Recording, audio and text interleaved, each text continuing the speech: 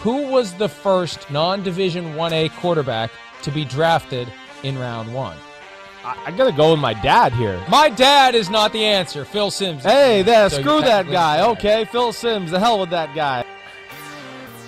Oh, yeah, that's right. I didn't even know that little tidbit I learned today on Pro Football Talk But Live. the year gave it away, 79. When he said 79, I mean, of course, that goes right to my father's, brain right there. Yeah. I'm just like, wait, Big Phil, right? I mean, so when he first said it, like non-FCS or, Division I quarterback, first guy I thought of was Steve McNair. Right? 95. But then he said 79. And I quickly was like going through the Rolodex of the 80s, and I'm like, man, I don't remember anybody in the 80s or really the rest of the 90s other than McNair that was a, 1AA quarterback. Right. So, what are the chances your dad knows? Because he's coming on. Yeah, we got to ask him. And we're asking him. We got to ask 50-50? I think that's saying one. 79 in the question. Don't say 79 in the question. I think it's probably better. He's probably going to know it. He's egotistical, narcissistic, self-centered guy. He'll probably know the stats about that was himself. all trivia about his own career, as he should. How was your draft weekend? It was great. It really was. I mean, it was eventful. Yeah. Right from pick number 3 on. Yes. So that was great. I mean, again, just how these teams, how they approached it, everything like that. I'm glad it's over because I'm glad I don't have to watch any more film. Yeah. And now I can just sit back and react and talk ball. It is great. So I got like a huge piece of my workload done for the year. And now I can just be Johnny News guy, which is great. This is a good time of the year. I was in the booth at Notre Dame for the Blue Gold game, right? Their version of the spring game. And I was watching all the guys walk off the field afterwards. I remember that feeling so well. Like it's one of the best of the year when spring ball's over. You're going to go take your pads off. A little bit more academics. Right. You got some free time. It's I one can of be the a best real feelings student. in the world. Yes. I thought about you. I'm like, Chris is probably starting to feel this way as well. I really was. And when Saturday or Friday night at the end of the draft, I was as tired as I've ever been. And I just think it all finally caught up to me. Just, hey, my life, watching players, ranking them. I'm talking and texting to a million different people around the NFL all the time when it gets close to the draft and all that stuff. And I was literally Friday night when they were getting to the end of round 3. I mean, I'm never a doze off kind of guy at the end of a sporting event. Fell asleep on the couch guy? I was like, had food in my lap and literally nodding off going, okay, all right, let's change the seat. Let's get up and Did your family see it? My wife kind of saw it. She's like, are you passing out over there? And I was like, I am. Yeah. I was dead. It's kind of funny when you're 40, but now that I just turned 50, I can't do that kind of thing anymore because then you're the old guy. I know. Yeah. So you've got 10 years to do that where it's cute. Yeah, it's getting there though. It's getting there. I mean, I'm becoming the old guy in the house. You're going to bed already now, Dad? Already? Damn right I am. I am. Yeah. I got to wake up at 5:30. Screw you. Yes. So, all right, we got a good one today. We do. I think Pete D. AMAs. We get Ask Me Anything. A lot of questions. Right. We're going to do a little Pete drew up a little game plan of who's this year's Chase Young in the draft. Who's this year's Antoine Winfield Jr. Gave all these different examples. So we're going to hit on all that. And most importantly, the big will be making an appearance here It's in been a about while. 17 minutes. Yes. He's down in Florida. Okay. He's a little East or vacation West time. Coast? He's down on the East Coast with Mom. I think my brother's there with his wife. So they're living the good life, but he's going to take 15, 20 minutes out. Talk to us. He needs to take a break from the sun. Oh, yeah, he does. You know him. Yeah, no, he does. You know him. Hopefully he brought his hat. Oh, hat, Yeah. Michael Jackson sunscreen. I mean, his face, he'll go out and his face is as white as your T-shirt. Yeah. Right. Or we'll ask him, has he actually gone out there in the middle of the day yet? He could be Dracula and he waits for the sun to go down and then he comes out. That's kind of a thing of Phil, too. Yeah. Well, so we'll get it. My early MVP of the show goes to Pete D for coming up with this format because, Wednesday after the draft, you still want to talk draft. Yeah. But you have to kind of come up with a creative way to do it. You explained it. Who was this year's compared to last year's models? So, Pete, in the clubhouse, a leader in the clubhouse. He's not in the leader house. Oh, look at you finally catching on He's over a there. leader in the clubhouse. If he wants to be in the leader house, he can be. Yeah, well, he's got to. If he works on this pod, he's got to be in the leader house. No reason not to start with quarterback and Justin Herbert. Yeah. So who is going to be this year's Justin Herbert, the rookie quarterback who kind of starts on the bench and for whatever reason comes in, boom, there's your franchise quarterback. Right. Well, I think right off the bat, I mean, okay, so Trevor Lawrence and Zach Wilson are not in that conversation. I expect them to start from day one. There's not going to be any, I think. They don't count. They don't count, yeah. Right. All right, I'm going to take Mac Jones out of there right now. I do have faith in Cam and that team that year, his year will be good enough. You think Cam plays the whole year? He'll play the whole year. I'm going to say that right off the bat. So now that leaves us to 2. And that's the Trey Lance or the Justin Fields. Mm-hmm. I'm really, my thoughts on, I am a little worried about Justin Fields, the player. Yeah. I am. I have my worries about Trey Lance as well. All right? But I think where I get into, it's one of these 2 guys where I also worry is I'm not sure what the 49ers are going to do with Jimmy Garoppolo and all that. And I do think they're a good football team. And if they did start Jimmy Garoppolo to start the year, it might be good enough to never really get the chance to be the starting guy. Right. That's where I worry about it. Right. Maybe he comes in and does some Taysom Hill quarterback run stuff, like to spell Drew Brees every now and then. So, hey, we'll get him used to playing quarterback in the NFL, but I don't know if he's going to take over. They could be 3-1 after the first 4 games. That's what I worried about. That's one of the things I brought up of like the quarterback draft and keeping Jimmy Garoppolo around either way, whoever it was. Because you're in danger of still being a really good team with Jimmy Garoppolo if he is your starter. Mm-hmm. And going and being a high seed in the playoffs. And then it's like, okay, you drafted a guy at 3, and here's 2 out of 3 years, the guy that you want to get rid of is taking you deep into the playoffs. Yeah.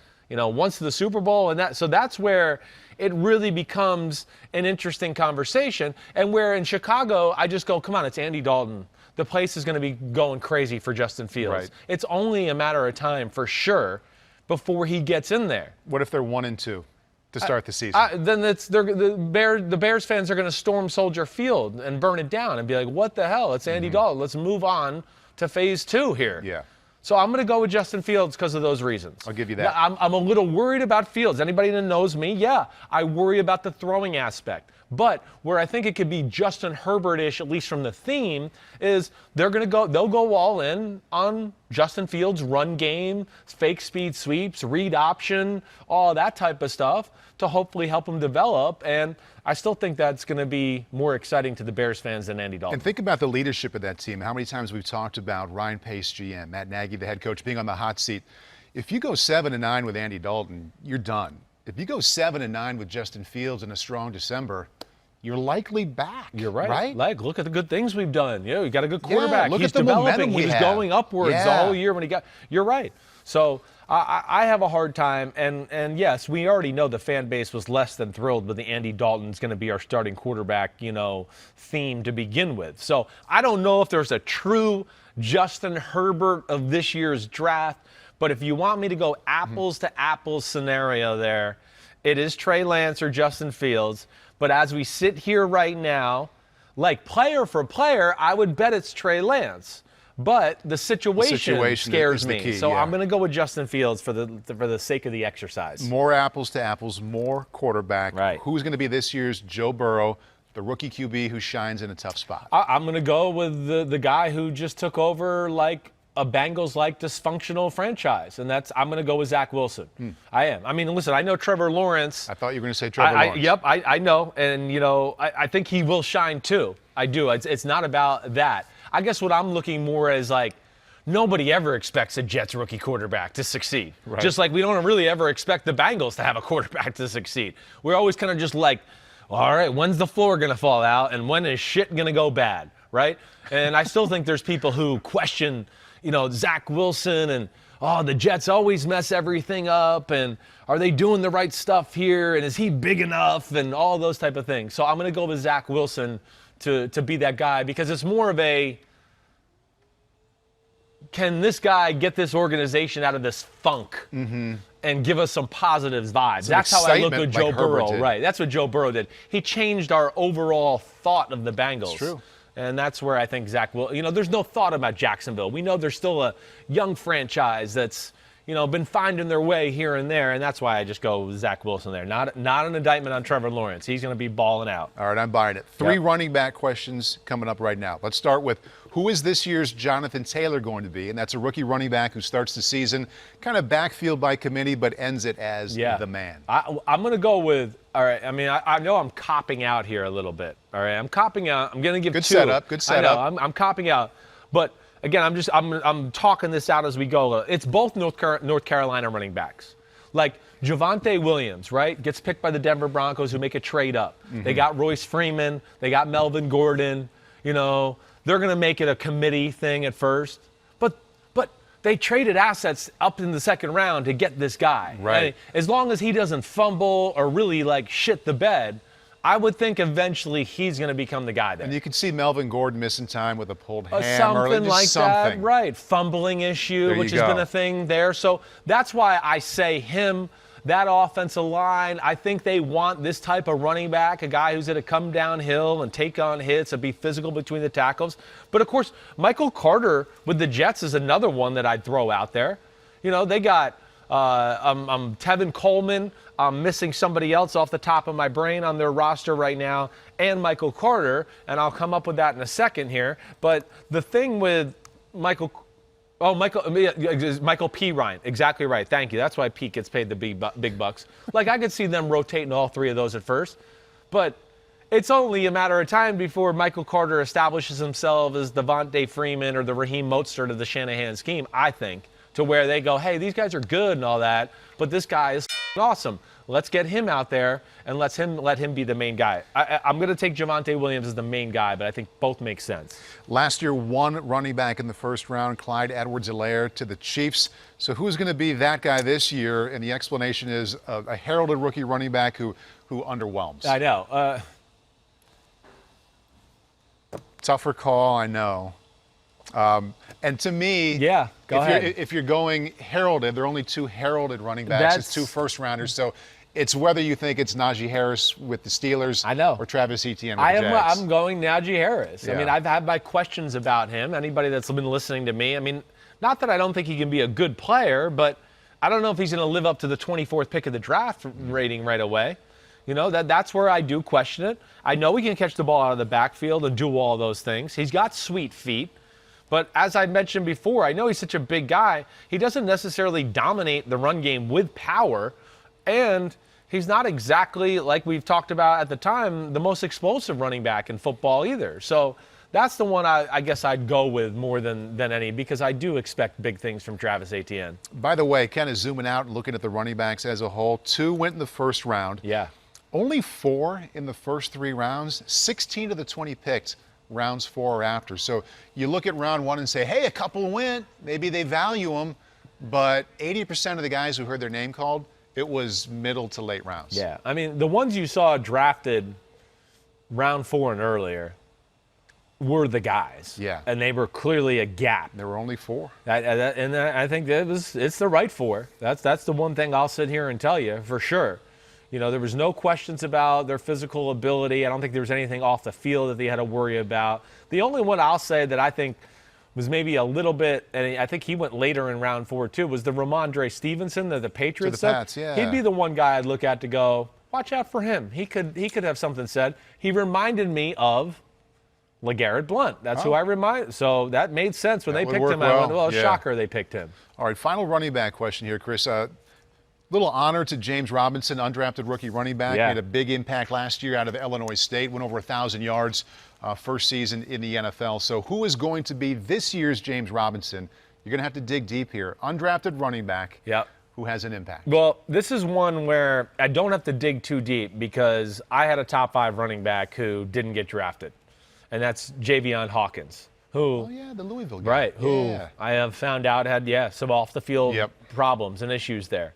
But I look at the situation itself. One, yes, I believe in him as a talent, right, and his speed and his ability, but he picked the right team in free agency. Where's he going? He's going to Atlanta, who's got really nothing at running back.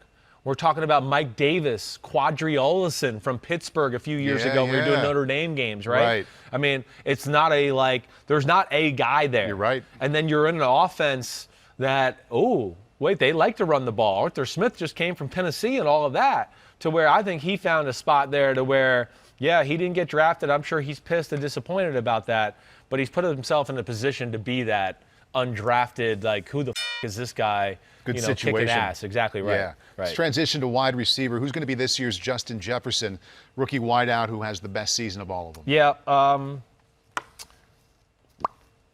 I'm going Jamar Chase.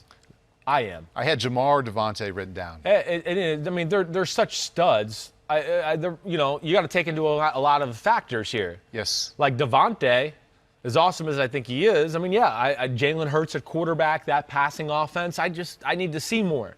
Jalen Waddle, great pick, makes a lot of sense for the Dolphins at pick 6.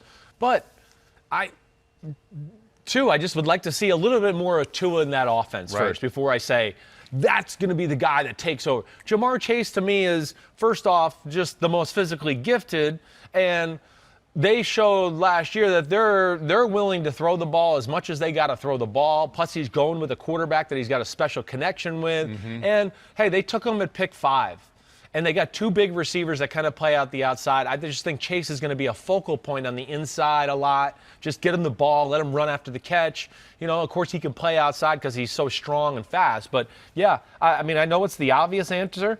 I have some others written down, definitely, but Jamar Chase is the one to me. I kind of felt like you did right away. I wanted to come up with a name that wasn't Jamar Chase. I wanted to come up with something right. But then I went to this term that you've come back to when thinking about Justin Fields maybe being the guy, situation, and Hawkins at running back. Great situation in Atlanta. Exactly right. Look at what he's walking into there. T. Higgins, Tyler Boyd, mixing out of the backfield. I mean, there's a lot around him where he can just fit in and not be the number 1 guy. No doubt. It's an offense that I think is going to have a lot of rules that were similar to what he had in college. Joe Brady's West Coast offense, this offense that they're running in Cincinnati is a West Coast offense. That's what it is. It's a McVay, Shanahan-ish type of system there. So I think he's going to be able to fit in that. And then you're right with the people around him. And then Burrow and him have a special connection. Yeah. And it's going to be a guy I think that, when in doubt, Joe B is going to be like, where's Jamar Chase? I'm under pressure. Everybody's one-on-one. Where's Jamar Chase? And I feel like that's just going to lead itself to big things. We're going to come back to the Bengals in a little bit toward the end of the show. A question we talked about last week. Should they take Chase? Ooh, I know. Should they take Sewell? I think that's a fun one, too. Right. That's later. Let's go to second round and beyond with running backs. With wide receivers. Okay. Who is this year's Chase Claypool, the rookie wide receiver drafted after round 1, who's going to have a big-time impact? There is a few that jump out here to me that are in, really good situations, okay? I'm just going to name off the names I at least have on the list here, and I'm going to go down to 1 eventually. But De'Ami Brown, certainly, with Washington. Yep. I mean, it's Curtis Samuel and Terry McLaurin. It's awesome. It's unreal. Yeah. I mean, he's Terry McLaurin. That's what he is. That's where I want to go. Again, I'm amazed that he was still there at 3. So there's those guys. Terrace Marshall Jr. from LSU. Tutu Atwell, even though I don't think he deserved to be drafted by De'Ami Brown, I understand what the Rams are doing. The Rams are an 11-personnel team, 3 wide receivers, 1 back, 1 tight end. Tutu Atwell now can be like this dangerous speed sweep guy that we know that they run more than anybody. So I understand that. He did it in college. He's dangerous as hell. That's what they saw, and they went, whoa, he can be our option slot guy and that guy. Let's get him. So that's another one. Amari Rodgers, the Green Bay, is an interesting one. There's no doubt. I think he's a better player than where he was drafted and what people realize. And I even wrote down Jalen Darden, who got drafted by the Bucs, I think, in round 4 or maybe 5. He's got 4 rockets up his ass, all right? 4? 4 of them. That's a lot. Maybe 3. Okay, maybe 3. 3.5. I'm overstating it. If Tyreek Hill has 3, nobody can have more than that. But, all those are very good situations, once again, with talented players. The one I'm going to go, though, is Terrace Marshall Jr. Carolina? Carolina. To me, I think he is, first off, the physical specimen a little bit, that like a Chase Claypool, where the NFL is not going to be a big adjustment for him. Yep. Big, strong, fast as hell. And then going to an offense, they already know what he is. Joe Brady was just coaching him 2 years ago. Yeah. So now he's going, well, I got a guy that I know. I know exactly what routes he can run and do. Without Curtis Samuel, what's around him there? I know. So now they got Robbie Anderson still. That's right, from the Jets. And they got DJ Moore. So now Terrace Marshall has this flexibility again, and not all the bright lights are going to be on him. Everybody's going to be, what about DJ Moore? What about Robbie Anderson? Oh, fuck, here's this guy in the middle of the field running looky slant routes and option routes. And that's what he did at LSU. So when I look at it from that standpoint, and then, of course, Darnold being such a good thrower of those type of routes and things, I think he could be the guy that kind of like shocks us statistically this year. if not too many balls, get stolen from him by DJ Moore and Robbie Anderson. And he's also used to that role as I think about what he was doing at I know, LSU. I mean, right. Jamar Chase was the guy. He found a way to be really good as kind of a supplement. Right. Jamar Chase was the guy. Justin Jefferson was the guy. Oh, I'll be third. Okay, we'll Done do this that. before. And that's what he's going to be here at first, especially. But like a real role. And an offense that knows how to utilize 3 receivers, too. So there's going to be plenty of, balls and catches to go around here for everybody. But, yeah, I'm going to take Terrace Marshall Jr. there. Let's shift our focus to up front, the offensive line. Who is this year's Mekhi Becton? That's the O-lineman as a rookie who just looks like a force of nature. Yeah. I don't know if anybody's that big. I know. But. I know. It's Becton is, a true force of nature. He is. I have a few written down here. All right. But the one is Penei Sewell. Penei Sewell has, yes, he's if you're going to make me pick one guy and I got to put money on it, I'm going to go, no, Penei Sewell is going to be the guy. I know it's a top 10 pick. I'm not trying to cop out of this, but hey, the reason I liked him was he's explosive, he's big, and he's mean and nasty. Oh, that sounds like Mekhi Becton. He wasn't maybe as explosive as Penei Sewell, but he was big and really nasty, and for being even a bigger man than Penei Sewell, pretty damn explosive and athletic too for his own right. But I just think Penei Sewell is that guy for me. Now, I thought about, Aaron Banks for the 49ers, Leatherwood for the Raiders. There's a chance he could become the steamroller ass kicker. There's a lot there. Most even didn't though, like that pick. It was a little okay high. It was too high. That's Yeah. the biggest problem with it. No, it's edgy. It's one of those, again, where the Raiders have put themselves on a spot where it's just it's kind of like they're saying they're smarter than the rest of football, or they took a dicey pick that's going to be under a microscope, like Clelin Ferrell, like the defensive back from last year. From Ohio State. From Ohio State. Damon Arnett. Yeah. Exactly right. So all of those.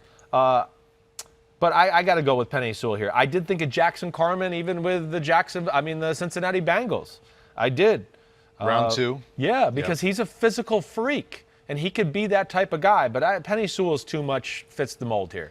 You know what Pete just told me? What? It's big news. What? Big Phil. Breaking news. Oh, he's here. It's somewhat breaking. I was like, I thought you were about to go breaking news. Somebody got traded. No. Well, I thought you were about to tell me Aaron Rodgers got traded to the Broncos, and I was like, this is amazing. This is kind of lesser quarterback news, but still exciting quarterback news. Yeah, definitely lesser. Definitely lesser. Phil's big, but not Phil, Aaron I Rodgers. hear you're on the beach, Phil. Is this right? Yeah, me and the beach. That's a great marriage there, sure. Where are? I was built for the sun. So and that's lay on the beach and that's soak up the sun. Yeah. That's what we wanted to ask you. So we hitting the beach. I told everybody you're in Florida right now with Mom. Yes. And yes.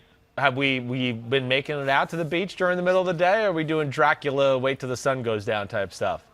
I'm not quite Dracula, but I do go into the ocean every day. Of course, I'm trying to heal wounds with salt water. And, of course, I wear a hat the size of an umbrella, and I wear long sleeve shirts and everything, and that's what I do. So I don't care. And I can still swim with all that on. So. I was just going to ask you, Phil, when you get in the water, are you just waiting, or do you get out there and actually are you active in the water? Oh, I'm active. I swim a lot, go back and forth. The water is rough, so it's not like it's rough. And it's choppy. I don't know why. Today it looks nice, but I'm very active. I just don't go out there and sit and have a cocktail in my hand or one of those guys. Oh my gosh. No. When I do that, Christopher, if I ever do that, just, when I get out, just when I turn my head, just hit me in the back of the head, knock me out because it's over. No problem. I got you. How about the question? Okay. How about the big question for Phil? Can I give it to him? Go ahead. Let's give it to him. All right, Phil. Before we talk about the draft specifically, wondering if you know the answer to this trivia question. Trey Lance, drafted out of North Dakota State, 6th quarterback drafted in round 1 since Division I AA was formed. Who was the first non-FBS quarterback to be selected in the first round? Well, I'm thinking it's going to be me since you're asking me that question. Yeah, there you go. See? Okay. Would have been fun if you didn't know, right? I did something for CBS Sports where they put all the Division I AA or whatever you want to say. Morehead State now is in a league called the Pioneer League, which is still the same division, but it's non-scholarship, whatever. But they put a list of all the guys that were drafted. You know what was amazing? How many of them had success? Neil Lomax, and if he doesn't get hurt, he's going to have a great career. Yeah. Doug Williams. Wow. I mean, Carson Wentz. Okay, Carson fell apart last year, but I can't remember the rest of the list real quick. But it was pretty good. When I looked at it, I go, well, hell, we needed to draft more guys from Division I AA. Right. Or what's it called now? Football. FCS. What is it? It's FCS, yes. I never get that straight. But, McNair, Joe Flacco was probably on that list. Oh, there Warner, you go. undrafted. Joe Flacco, McNair. Yeah, they did okay. Yeah, right. They did okay. Yeah. One got the Super Bowl. The other one won a Super Bowl. Yeah. Doug Williams won a Super Bowl. Yes. It's always pretty cool. Just when I saw the list, it was great. It almost that, and then, of course, the other list, do you get worried about Justin Fields because Ohio State quarterbacks haven't had success? Well, let me think about that. No. Stupid question. I don't know. I'm not going to team up, 30 years ago to now about a guy getting drafted out of school where they haven't worked out from there. Well, I think a lot of things have changed, whatever. It doesn't make sense when I hear stuff like that. What about, just to piggyback off of that, what about recent Ohio State quarterbacks, whether that's Dwayne Haskins or Cardell Jones, right? Does that affect your thinking at all with Justin Fields? No, it didn't. It never really came up in my mind once. When I remember watching Dwayne Haskins, I liked him, I guess you would say, but I was, I didn't think he would be an extremely high pick. I did not. I thought he would be a first-rounder, but I guess in the way he was judged, I think before the whole process started, that he was going to go in the top 5, maybe the first pick. Everybody assumed first, he'd be, right, for a while, the first pick. But I remember texting a friend of mine and just saying, man, really, after I'd watched him, I said, I'd hold back on all this. He needs to be the first or second, third pick or whatever of the draft. Just hold back on that because I don't see it. And, of course, I didn't even know all the baggage or whatever, all these stories behind the scenes. And, of course, Paul, you and Christopher and me, we don't know those. We hear them from people. But so many times I've heard these things which were not true. And then, of course, sometimes they are. But once I heard that even made me think more. And, of course, that might have turned out to be the biggest factor of all. When you hear things about him, didn't work hard enough, all that other stuff, And if you're not that guy as a quarterback, then you're not going to be that guy leading your team, that's for sure. Yeah, that's right. Let's keep it with quarterbacks, Phil, and kind of the headline in round one. Now, wonder what you think about the fact that the Niners went Trey Lance instead of Mac Jones. Oh, boy, lots of thoughts. I don't know what to say. I always thought it would be Mac Jones. When they moved up, and that was the word or whatever, and I kind of understood it. I thought he fit Kyle Shanahan's offense very well. Quick reads, get rid of the ball, a lot of over-the-middle throws, which I think he's very good at. His anticipation, moving in the pocket. Those are things, we judge all throwers the same, and then we separate players, can they run or not? Right. So that's wrong. You got to, to me, you look at the throwing part and then in the movement part, if they can move in the pocket, and it's not like Mac Jones just can't run at all. I know he did run a 4.8 whatever. I don't know if that means anything, but I thought he moved around very well in the pocket at Alabama. I thought he got rid of the ball when he was getting ready to be under pressure. He had a great feel for it, all that.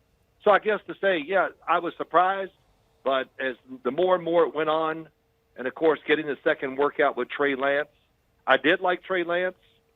When I watched the one game this year that they played, I was like, I did that first. And I went on the radio with Pat Kerwin on NFL radio, and I said, oh, wow. That was his worst game of his career. Right. Do you agree, Christopher? It Paul? was. Did y'all yes. think it was? Definitely. Yeah. I mean, enough throws in that game alone that I would have gone, I don't know if I can pick him number 3. I mean, just in that game. And I know that sounds harsh, but I'll just say in my history of watching football, and I think Dad will attest that I've been a pretty big student of the game for a long, long time, some of those throws he missed in that game, you don't ever see top quarterbacks in college football miss. Now, and again, I know there's a lot to it, and I'm not trying to judge it off of that one game, but Dad is right. It was the worst game by far, and if you started with that, you went, really? This guy's being talked about? And it was his only game over a year. Right. I know. It's a strange circumstance. But go ahead, Dad. Like, what else? What was your other thoughts about the 49ers and Trey Lance and that marriage there?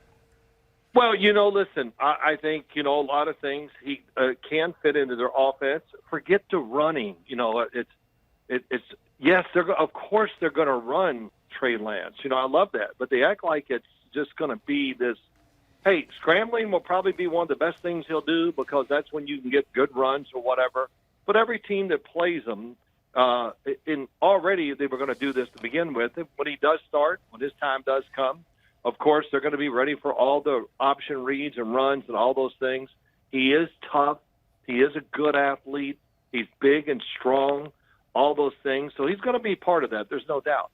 But I don't know if it really – what does that do to Kyle Shanahan's offense? I mean, my gosh, they line up and run the ball well against everybody. Right. And so having this, well, the defense has already been dictated even before you get a quarterback can move because they're going to play you a certain way to stop the run. And so they're just going to do that again. So it's just going to be fun to watch, fun to see how they use him.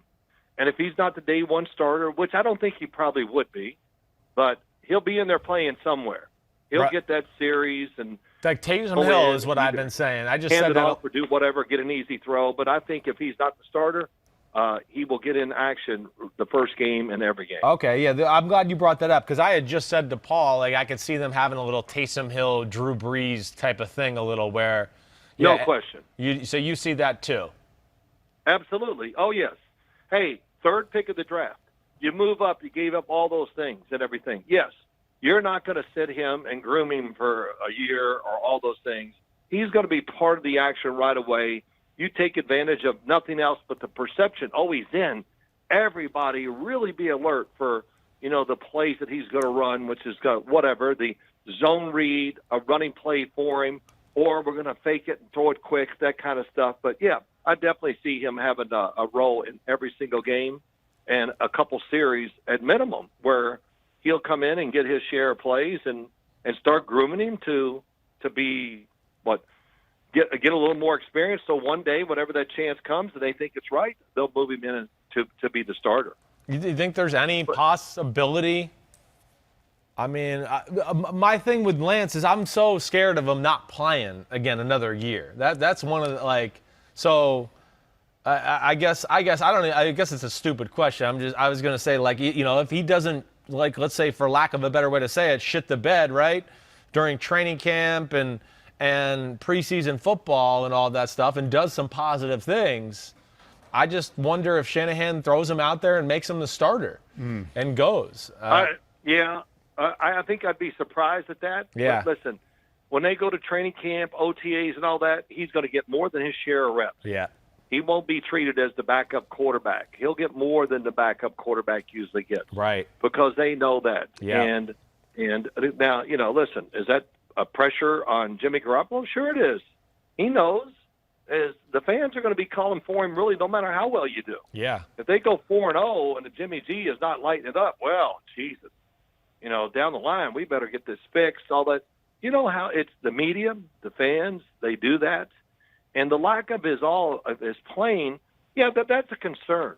And people immediately always bring up, and I know you've talked about it, and Paul, you've said it, is the lack of playing. Well, Mac Jones only started this many games, but Mac Jones practiced at Alabama every day for 4 years. Right. And when he played in their spring games, he was awesome in the spring games. Mm-hmm. So you could kind of see that he was getting so much work. And Christopher, you and I talked about it.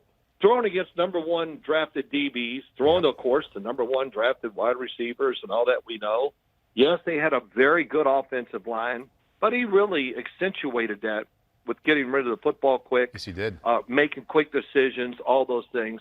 But, look, that's all over because he didn't go to San Francisco. And it was whatever you want to say, it worked out. I will say this, Trey Lance, his toughness, all that. But when I did watch his whole season, did throw the football with good rhythm. Of course, we know he can throw with power.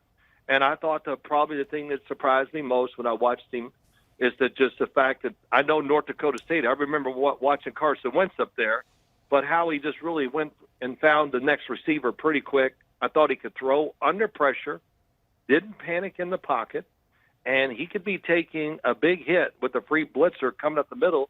And look, he would stand there and throw over the top of the guy, and the guy would run him over. Right.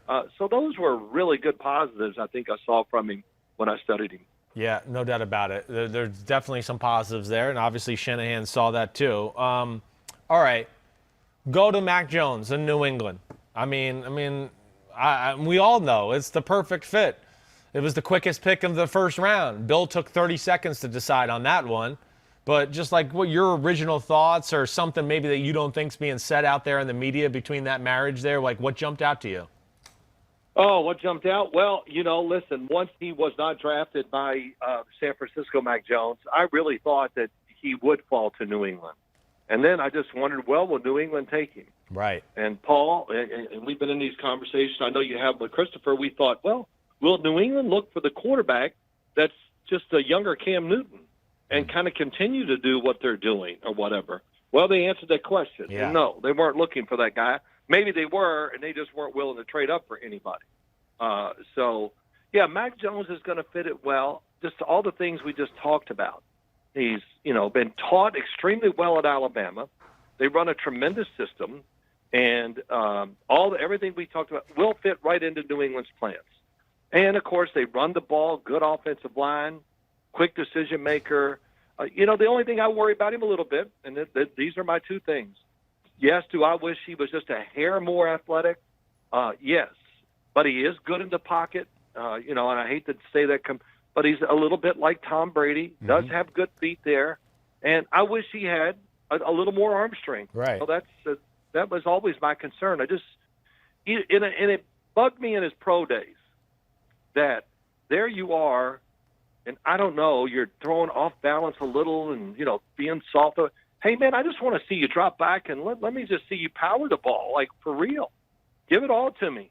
Don't anticipate and read it quick and all that. I want to see some power throws, and I think that would eliminate one of my concerns for him. And Christopher, Paul, did you see any of those throws when you watched him work out? No. I didn't. More finesse and touch, and not those kind of throws. As the time you and I were throwing Phil, you're like, sometimes you just got to show him who's boss, and everybody needs to see that. Right. He didn't really emphasize right, that. Paul. Receiver does something wrong against you in practice. Okay, I'll get you. Okay, You're 10 feet away from me. I'm just going to throw as hard as I can right at you. Just see what you think about that. But right, and again, I laugh at this, Paul and Christopher, that arm strength people used to, I know, make fun of me. Oh, you overrate it, and now that's all they talk about. Oh, it is funny. What happened? I know. It's arm strength is so overrated. My aching rear end, it's overrated. That's all I can say. We don't give credit to great throws during the game. Oh, there's a really good completion, and but it comes down to numbers. They look at it. They don't understand, or there's no criteria for a throw that this group of 7 or 8 or how many you want to put in it that make where the rest of the guys don't make. Yeah. Not that they don't make them. They're not willing to try. Right. Because to them, the guy is covered. right. To the other group, it's open. Oh, there's a 2-foot window? No problem. Wide open. And, and then then you hear people, well, guys with big arms take too many chances and they throw interceptions. Yeah. That was something I used to hear. I think it came from somebody you knew really well, Christopher. Oh, that's right. John Gruden would say things like that, I think. Well, he would. Sure. There's a lot of people that say that crap. And, it's a dumb comment. I mean, it is. I mean, the greatest guy at protecting the football in the history of the sport, and it's not even a discussion, it's not even close, has the strongest arm in the history of the sport. And his name is Aaron Rodgers. He has more than 400 career touchdown passes, and he doesn't have 100 interceptions That yet. is crazy. That's insane. Yeah. Nobody's got That is 300 insane. and less than 100. Yeah. So that's insane. Again, that's where people don't really understand that aspect of Aaron Rodgers' game too. But yes, that's just Patrick Mahomes Is his arm strong? Does he take care of the football? Right. Absolutely. He takes care of the football at an unbelievable degree for what they ask him to do and play and everything like that. And, the careless Josh Allen, who's so inaccurate and everything. Oh, that's right. I mean, he was almost 4-1 this year himself, and the year before it was 20-6. So stop with that crap.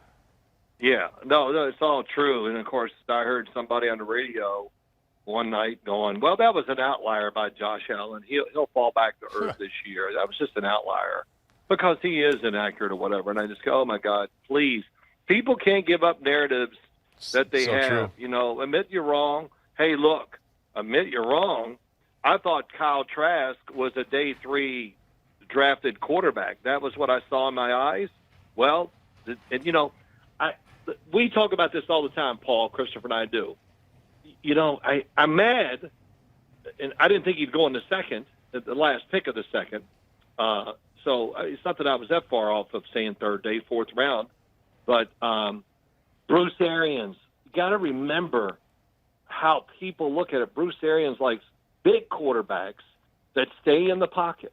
Yeah. And that's basically all he's ever had. Right. And the same with Ian Book. You know, I thought Ian Book was truly, you know, a third day. Well, he went in the fourth round, so it is the third day. Yeah. But I thought he was a 5th or 6th round draft pick because I go, well, sell me. Well, I just forgot. Oh, Sean Payton, you know, pretty athletic little quarterback. Will get rid of the ball quick, all that. Smart as heck, we know that. Went to Notre Dame. I don't care if they give you passes at Notre Dame. That classwork is still tough. And I heard you doing the spring game, Paul. You did a great job. Oh, thank you. I watched that. That was a lot of fun. Thanks. And, you know, so, yeah, I loved hearing Paul, Christopher, talk about, it's breezy. When you're trying to throw those out cuts, it's tough. There were a couple of there were some out routes attempted from one hash to the other sideline that the ball wasn't going where we're supposed to. I just like to remind people it's about 18, 20 mile per hour wind. Yeah, Give these guys a little bit of a break. Yeah, good for you. Right? Give it to you. Yeah, no. Well, I just kind of liked it, too, because, see, you respect it because you played quarterback. Right. But, you know, everybody else is going, Just this complete guy the throw. sucks. Complete Yeah. the pass. The hell with the wind. You go throw it 38 yards. that's right. Well, but Dad, So- for your point with Ian Book and New Orleans and all that, to the point, another thing Dad and I talk about a lot, Yeah. because we've seen it a lot through our lives, is quarterback head coaches, right, who draft a quarterback because he reminds me of me. And Sean Payton's already come out and said Ian Book reminds him of himself. At Eastern Illinois. Right. That's what he Didn't said. say that, really? And he said it. He said it yesterday. He said Ian Book reminds me of himself. So Sean was So- able to I move love around it. that much? So I guess he was. I got to go back and watch it, Sean. But it's like Dad and I always talk about go too. ahead. We go, somebody's got to remind these coaches they weren't very good. None of them were good. Yeah. And there's a reason No, they didn't really Sean- play much.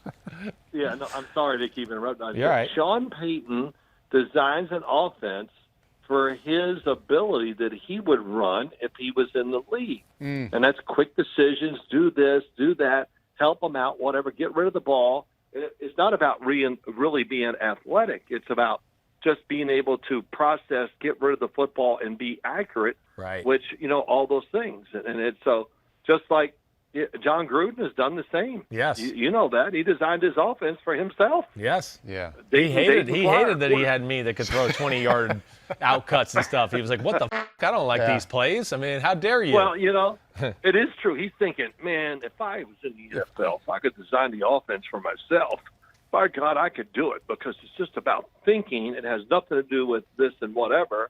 And, you know, listen, Sean Payton and John Gruden have kind of proven that it works for them and whatever. And they've had great success with it. And that's just who they are. I really thought, that if anything, well, I don't know what I thought. I just thought Sean Payton just was – I always get that itch, and we talked about this too, that they want to maybe try to go to a new style of offense, Right. change things, and just – but, you know, and I think the same thing sometimes about Kyle. I think that's it. You know what? When you're the originator of something, nobody's going to do it as good as you because it's all your thoughts, and you can teach them all you want, but it's still not you that originated. So all these guys that lead both of these coaches, to me, hey, they can be successful, which we've seen with Matt LaFleur, but it's still not Kyle Shanahan. Right. It's still, It's not. No. You're right. I mean, McVay or LaFleur, it's been really good, let's say. But, it's not the same. Especially the run game stuff. No, Shanahan is on another level. There's another level. But, I talked about it a little bit on my Monday podcast because I talked to Shanahan. I mean, Dad's kind of hitting on, I think there was that fear a little bit. Like, I got a few offensive coordinators and offensive coaches around the league that are running my stuff. My stuff's good. People are stealing it. I'm watching other games where we just played this team, and now I'm watching the team that just played, that's playing them the next week, and they're running all my plays. Yeah. So I think there was that concern there, and that's where the Trey Lance option at quarterback, I think, throws a curveball into how you can defend them and things like that. I think that's what intrigued Shanahan. I do, which I think it's interesting because of that aspect, right? Yeah. And then there's also, I think Dad brought up New England, and he thought, maybe they would do the Cam Newton thing. But New England, I think, is telling you, no, we're really good at dissecting people in the drop-back pass game, and we have 9 million different ways to get people open all the time. As I've mentioned before, nobody's thrown to more open receivers in the history of football than Tom Brady. Brady wasn't running the routes, okay, just so everybody knows. I know we want to give him the credit for that. But the coaching staff was designing those plays. So they're going, hey, this Cam Newton stuff's cool. We can still run the ball, but our advantage is McDaniels and Belichick's ability to pick apart how defenses play them in the pass game, and they find these combinations to screw it over. And that's what they're going to go back to, their strength. Well, I know I've told you this story, but, Paul, this happened to me, and Giant Stadium, Giants in New England. New England basically, I'm thinking, doesn't have a chance. They're missing 3 starting. I'm just making it up. I can't remember. 3 starting linemen. Gronk's out. Edelman's out. This guy's out. And I didn't get a chance to talk to Josh McDaniels the night before and the meetings because they went long or whatever. So I saw him before the game. I said, "Oh man, Josh, I feel bad. You're going out here." He goes, "Oh no, this is great. I mean, it's so much fun. Because we really got to really think and do a lot and really use our brain power. Well, not our brain power, but just to do this, to give our team a chance. And this has really been, and I can hear the excitement in him. And, that they're just going to make it, they're going to coach it up so much that they're going to give these reserves all the chance to win, just like they do their starters. And, the funny thing is they went out there and won the game. And I'm telling you, they were so overmatched, it was ridiculous. And it kind of showed in the game. They got some breaks. They did well, whatever. But they found a way to win the game. And I've never forgotten that. Let's design a game plan where our players can't mess it up. And that kind of tells you about them and why they've been successful all these years. And they get it done no matter what. And who's playing? Yeah. Always guys are out somewhere in their football team. They don't fret it. They just move on, and the next guy's ready, and let's just design something different to give this guy a better chance to have success. Right. So you mentioned the word dissect, it's pretty Chris. awesome when you hear that. Yeah. Dissect, talking about Mac Jones and what he does in the pocket. And Phil was just talking about Josh McDaniels and, the number of ways he's done a good job the last 10, 15 years. Think about what Mac Jones came from in Alabama. I know he had wonderful athletes around him, but Steve Sarkisian was terrific at scheming, especially this last year. So he goes from that, an offensive coordinator put him in that position to dissect, and he'll probably walk into the same kind of situation now with Josh McDaniels. Definitely, and that's where they value a guy that's been in those type of offense, does all the things skill set wise that Dad talked about, accuracy, anticipation.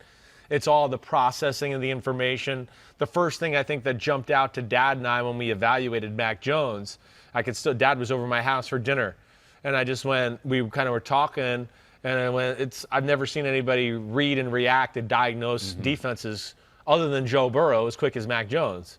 And those are just all things that, of course, the Patriots value at a very high level. So that's where it makes sense for them, and that's their wheelhouse. Like to what Dad's talking about, with Shanahan or whatever. Their wheelhouse is going, wait, we can find a play where we can do something creative underneath with an Edelman or a Wes Welker and then something at the next level behind it at 15 or 20 yards, and we're going to put the defense in a bind to go, which one do you want to stop? And they find ways to do that type of stuff week in and week out.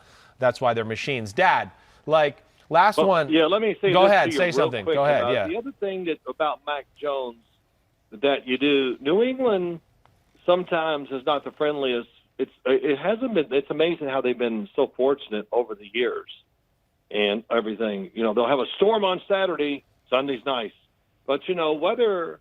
In the Southeastern Conference, you're playing a lot of good weather, right? And in New England, and you still got Buffalo and the Jets.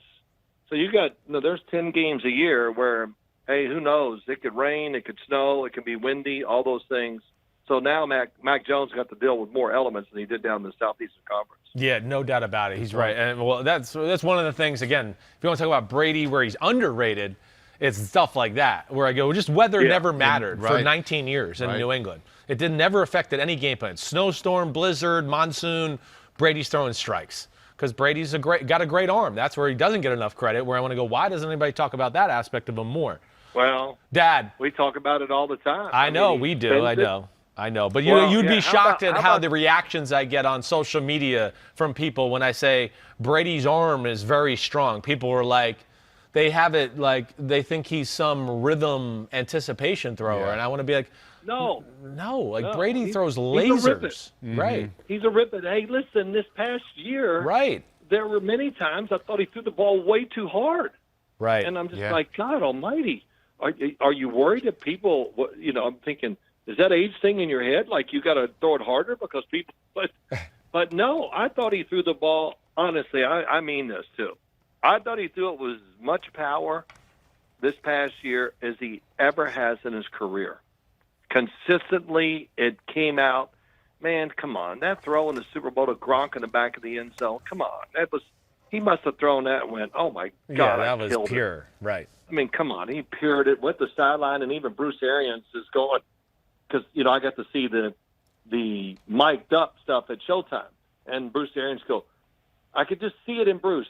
Man, I had a way to hang it. Got to throw. He couldn't even get the words out because he was like, he knew hey, look, he's an ex-quarterback, and he's had a lot of good guys. But he knew it was a special play by Tom Brady. Yeah, no doubt about it. Phil, as long as we're talking what were you going to ask me? We got one more here. Paul's got it. I've got one more. I'd love to hear what you think and what you thought when the Bears traded up to 11 to get Justin Fields, how you think that marriage is going to last, or that relationship with Andy Dalton. Yeah, what do you think they're going to work there, Dad? How's that going to work, you think? Oh, that's a really good one. Of course, look, same thing, really, even more so, much more in Chicago than San Francisco. Right. They can't get him in there fast enough. And I mean, it wouldn't shock me if week 2 or 3 he's the starting quarterback. Because, again, he's going to get more than his share of reps in practice. They're going to pressure, everything to try to get him going. And they want him to be the starter as soon as possible. So there won't be any, we're winning and all that with Jimmy Garoppolo. We're going to keep it the same. This is get him on the field and try to have as good a year as possible for many reasons. One, you moved up in the draft. The coaching staff and everybody, their situations and all that, which I hear constantly. But also now, too, when you look at Matt Nagy, what will he design and what will he do for a quarterback? Listen, Justin Fields, he has legs like Najee Harris in Alabama. Right. And that's not much of an exaggeration. I don't think it is. I mean, his legs are absolutely unbelievable. They look disproportionate to his body. And so his running is going to come in handy.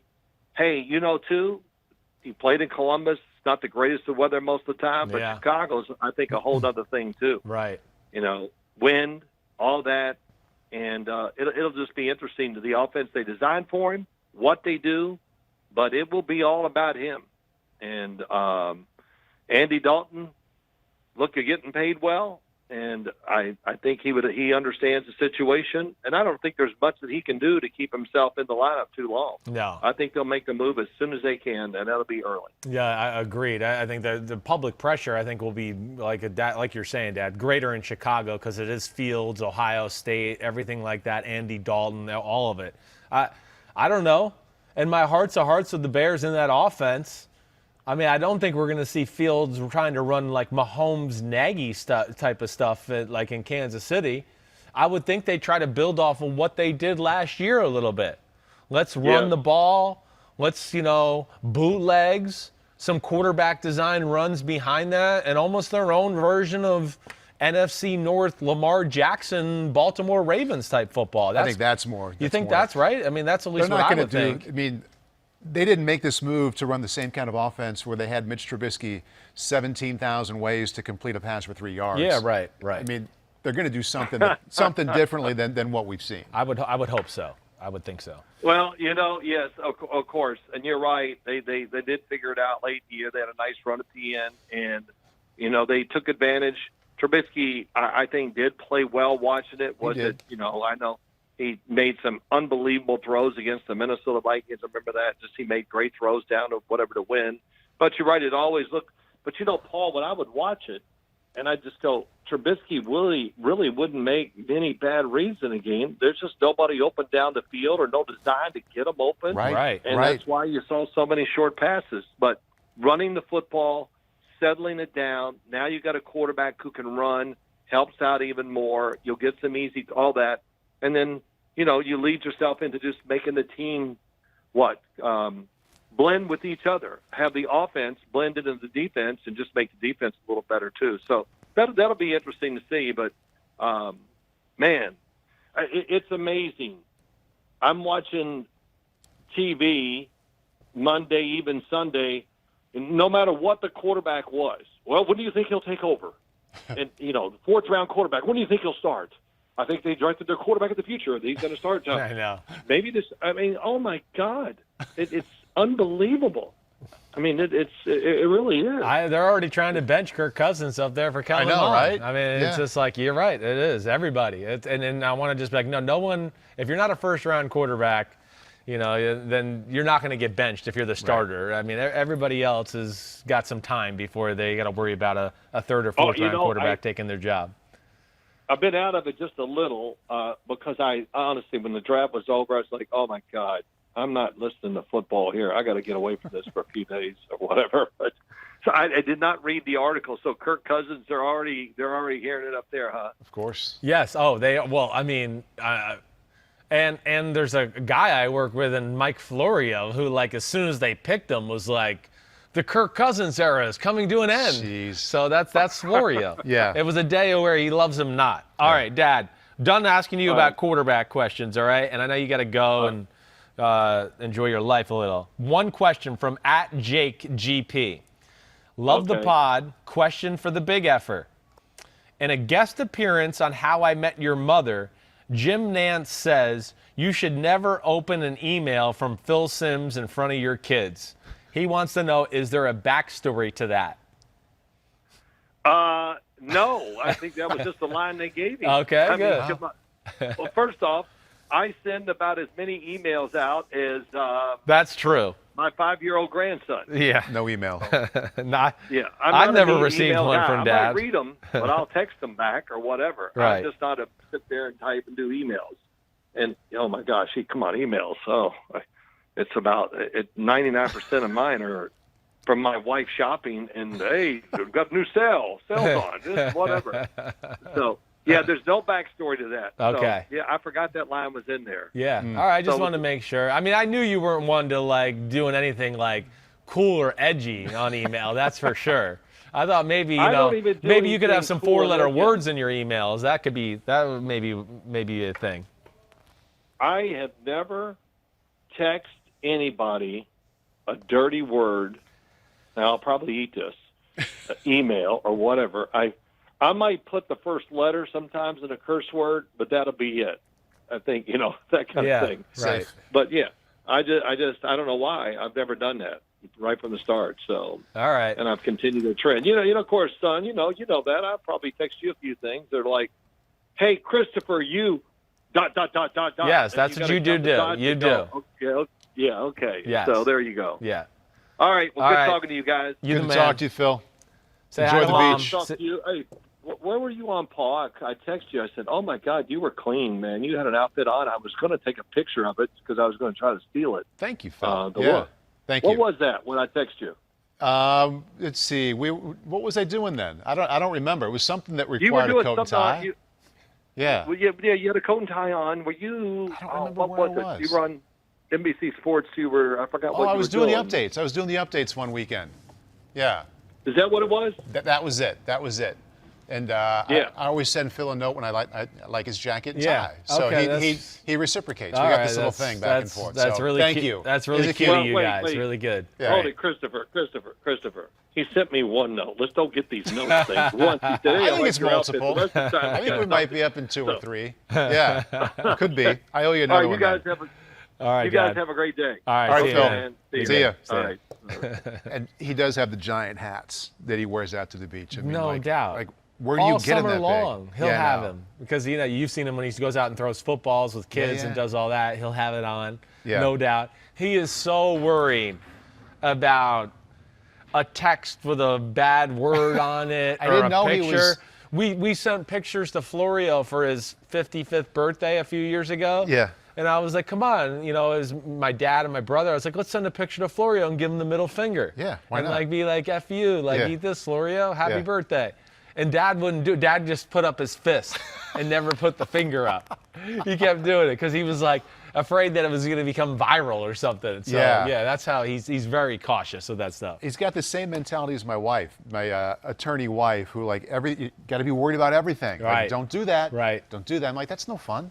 Yeah. But I mean, I suppose that you don't end up stepping in it if you're that way. I guess safe than sorry. So now, I mean, I'm at this fork of the road of the show. Yeah, I mean, where Phil the hell brings are up a we? lot of points with the quarterback, but I'm going to go left here and get back to the. All right, Kind of good. get back to Good. what we were doing with the Let's do offensive it. line. Yeah. Okay. I like it. We only got a few more to go anyways. Just to remind, what Yeah. we're doing here is we're talking about the 2021 rookie class, comparing them to last year's class. Like, who will be this year's version of this person? So we're in the midst of the offensive line. Who will be this year's Tristan Wirfs, a rookie O-lineman who is a key part of a contending team? All right. Well, there's 3 that jump out, okay? I mean, one, Josh Myers, the center that Green Bay took out of Ohio Yep. State. Yep. I mean, if Aaron Rodgers does come back and play for them, that If- could be a big thing, right? Yes. Creed Humphrey, the other center taken from out of Oklahoma from the Kansas City Chiefs. He'd be one I'd look at to be in that conversation. But they did sign Austin Blythe, and I don't know, maybe they move Creed to guard. I'm not sure what they'll do there. They could do a lot of different things. So I wasn't quite sure of those ones. I'm going to go with the one I said earlier, Aaron Banks. Yeah, I'm expecting big things from the 49ers. I mean, I think they're a really, really good football team. There's no doubt about it. I don't care how they figure out this quarterback situation. But one, offense has no weaknesses other than figuring out how they want to play the quarterback thing. Defense, you look at it in totality, it's pretty damn good too.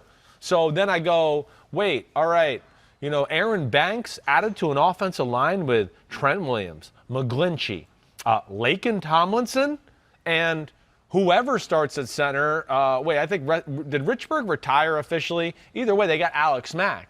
To where I just go, now Aaron Banks? I mean, it's one of the better offensive lines in football, no doubt about it.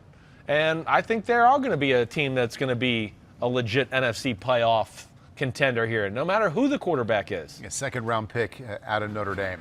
Love Aaron Banks. Right? Yeah. Certainly looks the He was part. the best pure guard in the Yeah. draft. The guy that played guard in college yeah. and is a guard in the NFL. Yeah, and played a lot, over 30 starts. Right. As well. So, Right. I mean, it's Not a experience tackle who we think's going to play guard in the NFL, a real guard. who actually did. Right. Yeah, Right. a lot of times. Yeah. All right, defense now.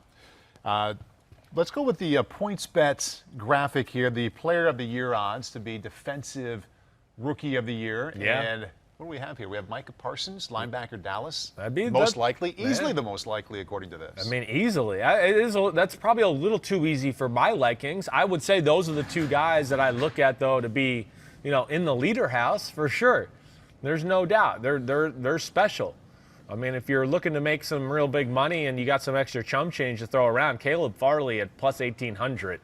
I would say watch out for that. That could be scary. Him on an island with a few interceptions, and he's Defensive Rookie of the Year. So And that's how he's going to get used in Tennessee for sure. We need something here in front of the bobbleheads. It's like a house that is the leader house. You can put people in, put teams in. Oh, I like that idea. Yeah, the leader house. I like that. I love that spot. That's a good one. Who's on it, Pete? He's going to get his carpenter on it. We're going to make a glass house. So his we can, carpenter. Because his kids aren't old enough to make one yet. No, they're My not. kids are too old to do it. Right. Probably the same as you. Yeah, no. The Lego thing won't work. No. Okay, so who's going to be this year's Chase Young? That's a rookie defensive stud who kind of turns around a whole unit. We got like a lot of guys that you could put in the running here. But this one to me is easy. This is easy. It's Jalen Phillips. That's the one name I had It is written the down. one name. It's the guy. I mean, come on, it's the best defensive player in the draft. It's, you know, and again, everybody's heard me say him, Micah Parsons, Farley, they're the 3 best players in the draft. So yeah, I want to go to them, but with just Miami, and you know, a lot like Chase Young, the Washington defense was good before they got him. Then they got him, and we went, whoa, this is one of the best in football. And I think that's what's going to happen with Miami. Miami last year, 20th in football on defense, right? I mean, we're middle of the pack with sacks on defense. He's going to help out everything. Pressure on the quarterback. It's going to make the passing yard numbers look better because the secondary's not going to cover as long. They already have everything they needed up front other than just a real pass rusher. So I think he takes them over the edge to where they go from being the 20th ranked defense in football to, I think it's going to be no doubt a top 10 defense in football. One name I thought about, I did have Phillips written down for you, at 21 to the Colts, Kwity Paye. Ooh, it's not a bad one either. It's not. With what they already have there? With already they have, exactly right. I mean, he's in a position to succeed, and I don't think life's going to be made real hard on him. They're going to go widen out a little bit and go kill the quarterback. Right. And, yeah, we have DeForest Buckner and other guys that they're going to be worried about too. So, yeah, he's certainly one to think about. There's no doubt about that. And, hey, I like the Colts. They took my my guy from Dayo Odengbo from Vanderbilt in the second round. So that was cool. But, no, I think I got to go with Jalen Phillips. He's just too special, and now he's on a team that really understands how to use that edge rusher and do things, and there's a real need there. I think he bumps them up significally. Who is going to be the Patrick Queen / Kenneth Murray, the rookie linebacker who is an every down tackle machine? Well, I love Owusu-Koramoah to Cleveland because there was a really need for that type of player at the second level of that Browns defense. But I'm going to go with Micah Parsons. I don't care. I mean, Micah Parsons is the man. He's unbelievable. He's, as I've said, it's Bobby Wagner-ish. It's whatever you want to talk about. But I think, too, within that defense, yeah, he's going to be playing that Deion Jones spot for Dan Quinn, you know, when Dan Quinn was in Atlanta. And it's just, hey, go get the ball. Go get it. Fly around. Do it. And I think that's just Micah Parsons made for that. Do you think he can have a Devin White kind of impact on there? Exactly. I do. I think that's, you know, again, if Micah Parsons doesn't opt out, I think he is a linebacker that's more drafted in the Devin White area, where it's like top 5, top 6 pick of the draft type of guy. I do. I think he had the one little off-the-field incident, and since he didn't play, that knocked him down about 5 spots in the draft, basically. But, yeah, I just think it's too perfect of the scheme. The player's too damn good. And, yeah, I mean, hey, listen, Dallas, that's an interesting conversation altogether. I think Vander Esch and Jalen Smith were put on notice in this draft. With Micah Parsons and then Jabril Cox in the 4th round, who's another great system fit guy. Like that, they're telling you, like, hey, Vander Esch, you got to be better and you can't be injured. And Jalen Smith last year really didn't play well. So I'm sure they're worried about both of those guys. And we have one here named after Antoine Winfield Jr. out of Minnesota, your top safety last year, 2nd-round pick. Big part of the defensive backfield for the Super Bowl champs in Tampa. Who is going to be this? There are some candidates here. There is. Who's going to be the one this year who's the son of a former NFL player who makes his dad proud? Oh, they're all going to be made proud. I don't, because so many, they're all good players. I mean, whether you want to talk about Surtain, J.C. Horn, Asante Samuel Jr., you know, Amari Rodgers. I forgot he was T. Martin's son. I totally forgot. Pete reminded me. And I was like, damn, you know, I remember hearing that early on in the draft process. I had completely forgot. National champion quarterback at Tennessee. At Tennessee. Wyatt Davis, you know, his grandfather is the great Willie Davis of he's not the Green Bay Packers. Yeah, I was almost going to say the Raiders there for a second. That's Willie Brown I'm thinking of. So, man, and they're all good players. And Wyatt Davis going to Minnesota, there's a real need for the guard position and all that. But I'm going to go with Surtain. I am. I mean, Surtain is just, to me, the most ready to go right now. He's a really good player. They have a good pass rush there in Denver with Von Miller and Chubb and everything like that. I think that can lead to some erratic decisions by the quarterbacks. But, yeah, I'll go with Surtain. I will. It's in a tough one. I love that Wyatt Davis pick by Minnesota as well, though, the third round. One more here on the defense, and this one goes to Jeremy Chin. Who's going to be the rookie defensive back drafted after round 1 who has an impact the way he did after going in round 2 last year to Carolina? All right, anybody that's listened to me knows I love the Jacksonville Jaguars' second and third round picks. I mean, come on, they're on the all-Chris Simms draft team. Tyson Campbell and Andre Sisco, come on. We know. All right, so I don't want to pick that because I want to give something different. All right, Kelvin Joseph, I think, is a guy, of course, he's going to start for the Dallas Cowboys right away. You know, Elijah Molden, I think what he could do for the Tennessee Titans, coupled with, Caleb Farley and the fact that they got Kevin Johnson and Janoris Jenkins in free agency, damn, they changed around their secondary. Javon Holland with the Dolphins is another one. Aaron Robinson with the Giants, a team that wants to play man-to-man and got one of the best pure man-to-man corners in the draft. But I think the one I'm going to go to, just the one that jumps out to me, after the first round, I'm going to go with Paulson Adebo from Stanford.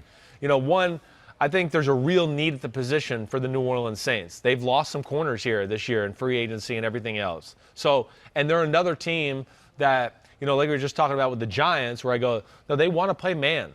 They want to do that type of stuff. So he can be that guy that I think is going to be like, one of those middle round picks, and we're going to go, damn, he's a good player.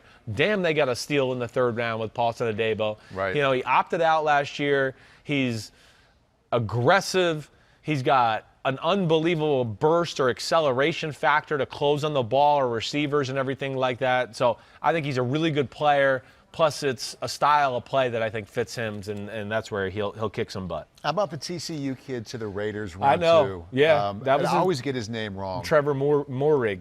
Trayvon Moehrig with Jonathan Abram. I know. It's definitely interesting. He wasn't my favorite player, but there's skills there. Don't get me wrong. Yeah. His ability to cover in the pass game and do that type of stuff, I thought was pretty damn special. So you could have him kind of playing center field, and then now have Abrams down in the box. As that like Derwin James, Cam Chancellor type of thing. I'm interested to see where they go with this whole safety position altogether. I don't think they were very happy with Abrams last year, the way he played. They even drafted Divine Diablo out of Virginia Tech, who can play that strong safety position.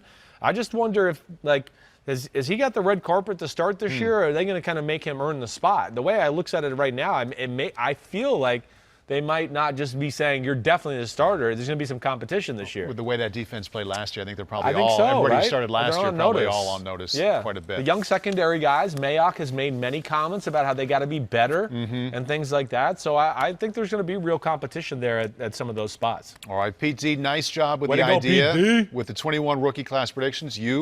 Chris Simms across from me, nice job. Thank you. Connecting it all together. Clearly that idea resonated with you, A lot of good different themes and things to talk about with the draft. There definitely is. As promised, we're going to get through some Ask Me Anythings. I love taking the questions. I get so many good ones on Twitter, and there's no way we ever get to all of them. But let's try and hit a number of them here. Let's begin with Chicago. This is from @BurtBurton6. He says, do you think Chicago's vision is to run the turbo version of the offense they tried with Trubisky last year, but with Justin Fields, jet sweeps, boots, play action all day long? I like that. I think so. I think he's right on. That's kind of what I just said to my dad. Right. I'm not sure either, but that one is what makes the most sense to me. Right. Some sort of, I think that's a good way to put it, turbo version.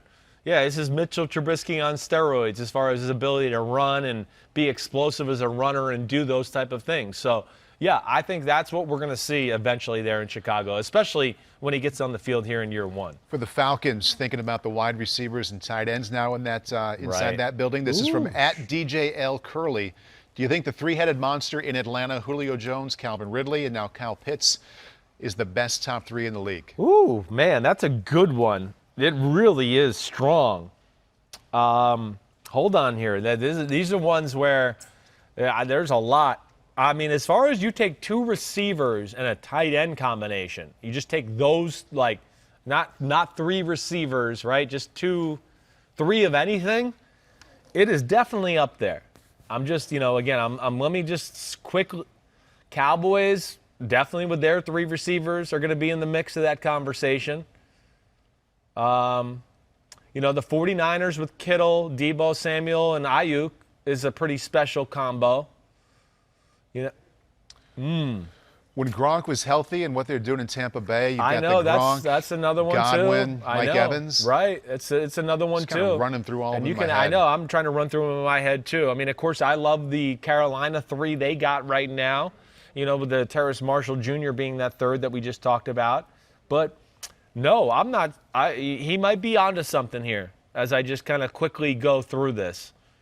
As far as proven commodities, because you do have Arizona with Hopkins and A.J. Green. And I don't know, Christian Kirk. I mean, I'm excited that they got the second round pick they got.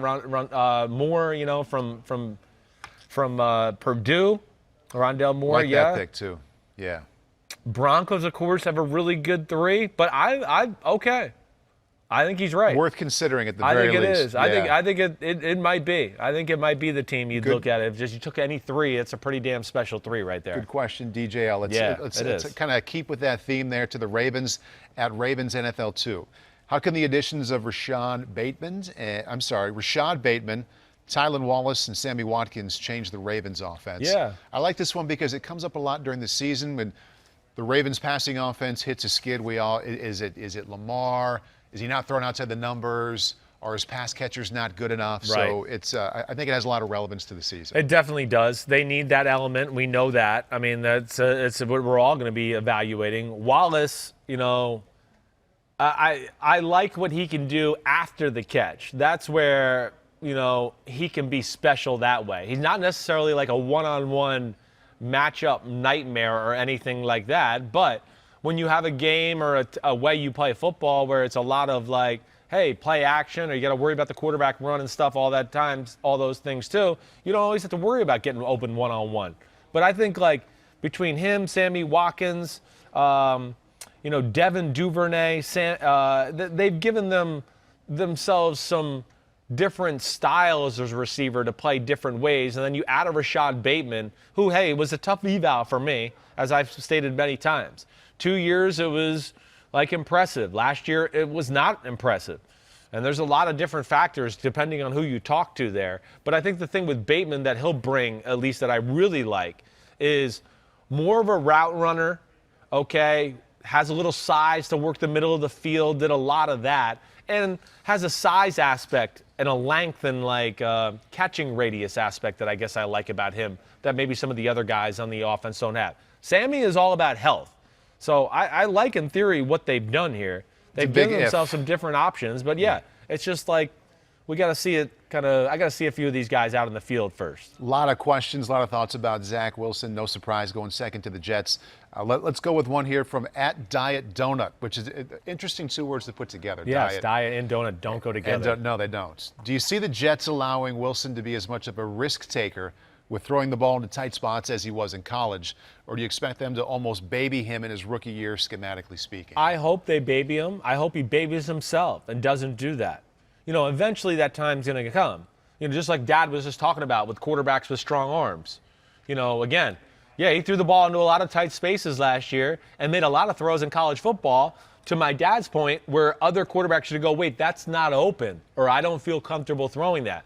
And yeah, the Mahomes, the Rodgers of the world go, no, that is open. I'm very comfortable throwing that, and I'm going to get a completion out of it. So he has that ability. But, yeah, I hope he doesn't come out thinking he's going to be Zach Wilson of BYU right from the get-go.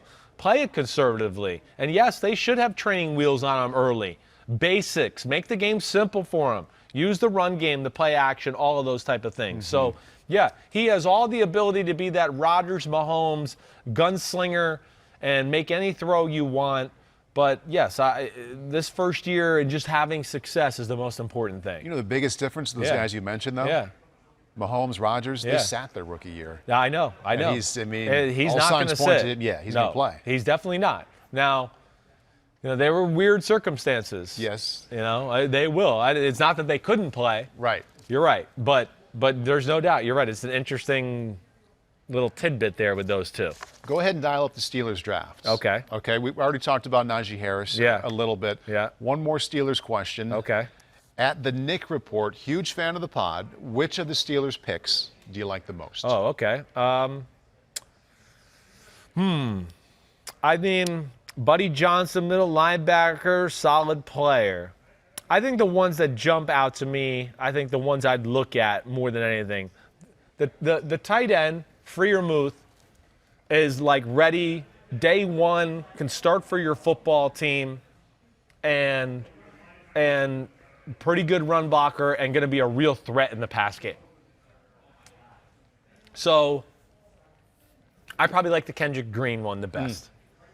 Just because they need power and people to move people up front. Green is ready as a guard center combination. I think I don't know what they'll use him as. I guess they might use him as a center right off the get-go. They do have a young guy on the roster from Alabama too, who I think is in the running for center as well. But those rounds 2 and 3 picks are the ones that jump out to me a whole lot. The thing I like about all first 3 round picks is it just shows you the new change in Pittsburgh, what they're trying to do. We're going to get back to balance, run the football, play action pass, do that type of stuff. I expect to see that. I saw the punter in person. Yeah. Kid from Georgia Tech. That's different. I mean, that's a steal in the 7th round. Based off He's of what different. I saw. He can crush it. Oh, I don't evaluate punters, so I didn't go there. I don't really either. I was just on the field and saw it.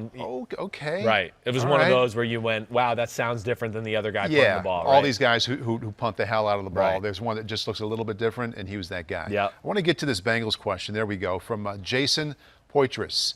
Having played quarterback, if you were in Joe Burrow's situation, would you have preferred Jamar Chase, like they went that route, or Penei Sewell, the top offensive tackle? It's a nice revisit of what we talked about last week, and there's really no right answer. No, there's Which not. one would you want the most, though? There's like, and listen, I know people in the NFL that think they're crazy for taking Jamar Chase, and you take Penei Sewell because he could be a Hall of Fame left tackle. But I also know other people that go, you can't pass up Jamar Chase. He's a freak of nature, and he changes how defenses play you and that type of stuff. If I'm playing quarterback, right, I want Jamar Chase. I do. Maybe that's selfish of me, but I just always feel like you can find ways to help protection to a degree, right? As long as we have something serviceable. I understand, like, we don't want to just give away Penei Sewell and be like, we're not drafting anything. F it, it's over. No, I mean, they still got something that was really good, in my opinion, in the 2nd round. But no, I would err on taking the Chase. Yeah. And I like what they did. I'm a huge Jackson Carman fan. Again, he'd be one of the guys that I would have put up there to go, who's got one of the highest ceilings in the offensive line in the whole draft. Jackson Carman would be one of those guys. Right. And if you look at it this way, with that pick, what should we do there? The receiver, the offensive lineman.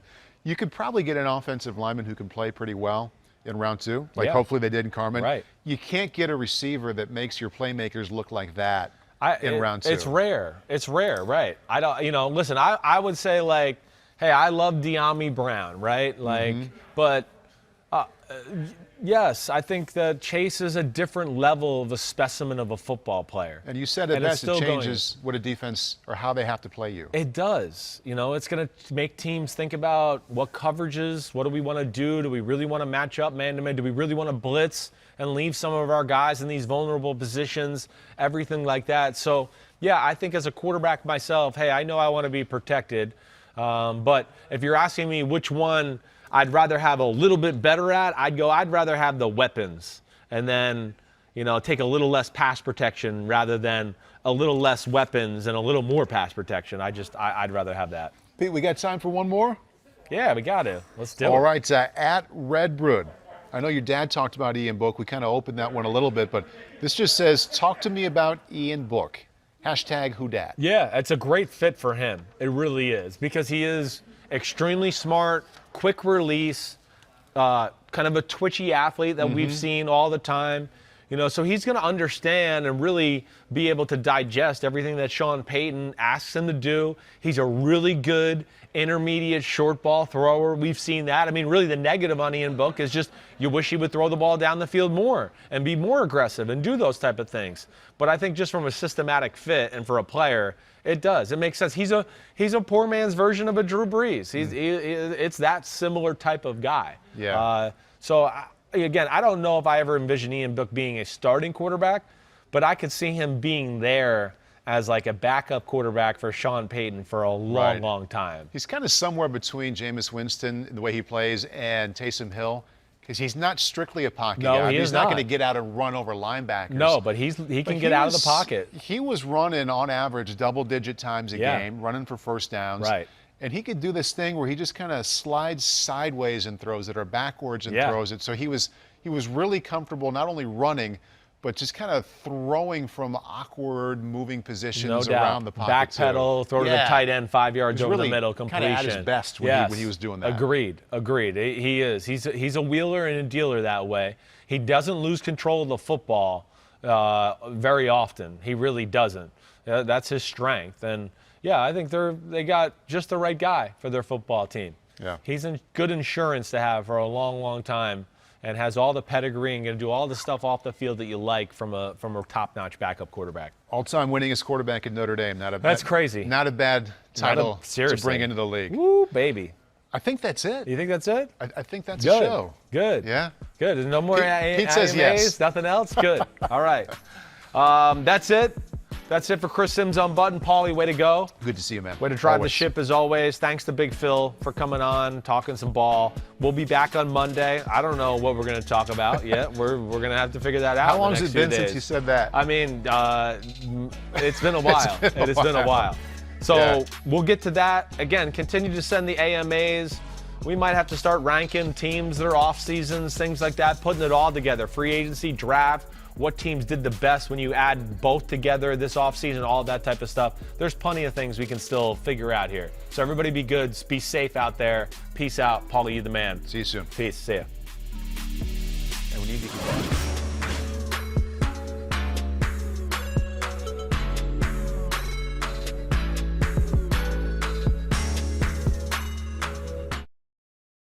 Yo, what's up?